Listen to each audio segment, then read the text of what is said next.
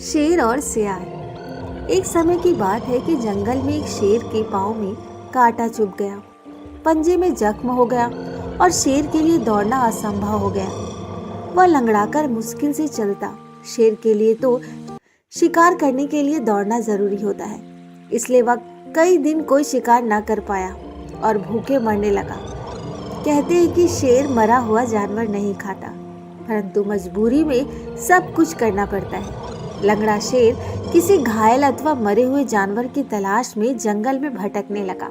यहाँ भी किस्मत ने उसका साथ नहीं दिया, कहीं कुछ हाथ नहीं लगा। धीरे धीरे पैर घिसता हुआ वह एक गुफा के पास पहुंचा। गुफा गहरी और संकरी थी, वैसी जैसे जंगली जानवरों के नाद के ऊपर में काम आती है। उसने उसके अंदर झांका।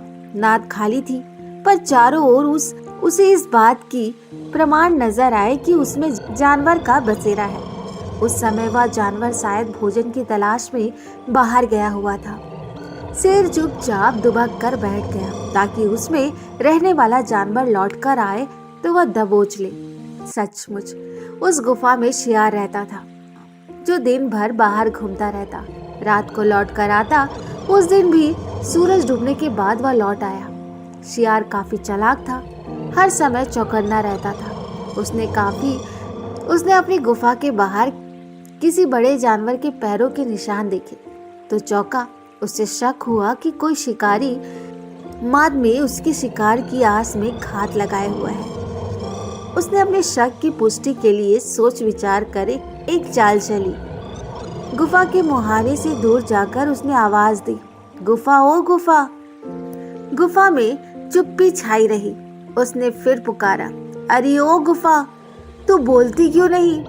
भीतर शेर दम साधे बैठा, भूख के मारे पेट कुलबुला रहा था। उसे यही इंतजार था कि कब शियार अंदर आए और वह उसे अपने पेट में पहुंचाए, इसलिए वह उतावला भी हो रहा था।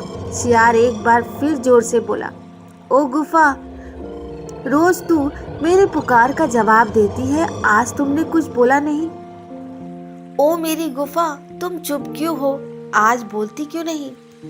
जब भी मैं बाहर से आता हूँ तुम मुझे बुलाती हो, आज तुम बोलती क्यों नहीं? गुफा में बैठे हुए शेर ने सोचा, ऐसा संभव है कि गुफा प्रतिदिन आवाज देकर शियार को बुलाती हो। आज यह मेरे भय के कारण मौन है, इसलिए आज मैं ही इसे आवाज देकर अंदर बुलाता हूँ। ऐसा सोचकर शेर ने अंदर से आवाज लगाई और कहा, आ जाओ मित्र, अंदर आ जाओ। आवाज सुनते ही शियार समझ गया कि अंदर शेर बैठा है। वह तुरंत वहां से भाग गया और इस तरह शेर ने अपनी चालाकी से अपनी जान बचाई। तो दोस्तों, आज की ये कहानी कैसी लगी कमेंट बॉक्स में जरूर बताएं और हाँ, मेरे चैनल को लाइक शेयर सब्सक्राइब करना ना भूलें। धन्यवाद।